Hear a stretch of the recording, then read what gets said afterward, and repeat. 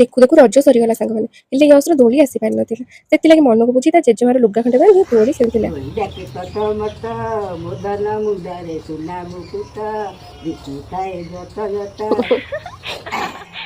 କଣ ଲୁଗା ଦୋଳି ଦେଖି ଆପଣମାନଙ୍କର ମନେ ପଡୁଛି ନା ସେଇ ପୁରୁଣା ଦିନ ଛୋଟ ଦିନର କଥା? ହଁ ଠିକ କହିଲେ ସାଙ୍ଗମାନେ।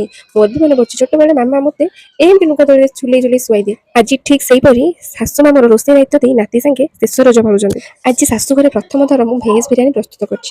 ନିହାତି ଗରମ ଗରମ ଖାଇବେ ଆଜି ଶାଶୁ ମା, ଯେହେତୁ ତାଙ୍କର ଏଇଟା ଗୋଟେ ପ୍ରିୟର ଖାଦ୍ୟ। ଆଜିକାଲିକା ଖାଇବା ଭିତରେ ଆପଣ କଞ୍ଚା ପରିବାର ବି ଦହି ଆଉ ମସଲା ମ୍ୟାରିନେଟ୍ କରି କରିପାରିବେ, ଆଉ ଫ୍ରାଏ ପରିବାର ବି ମ୍ୟାରିନେଟ୍ କରିକି ଅଧଘଣ୍ଟା ପରେ ଆପଣ କରିପାରିବେ। କିନ୍ତୁ ମତେ ଫ୍ରାଏ ପରିବାଟା ବହୁତ ଭଲ ଲାଗେ। ସବୁ ଜିନିଷର ସ୍ୱାଦ ଅଲଗା ଅଲଗା ଥାଏ। ଏମିତି ଥରେ ନିହାତି ଟ୍ରାଏ କରନ୍ତୁ। କେମିତି ଲାଗିଲା କମେଣ୍ଟ ମାଧ୍ୟମରେ ନିହାତି ଜଣାନ୍ତୁ। ସରିଗଲା ଏ ବର୍ଷର ରଜ ପର୍ବ।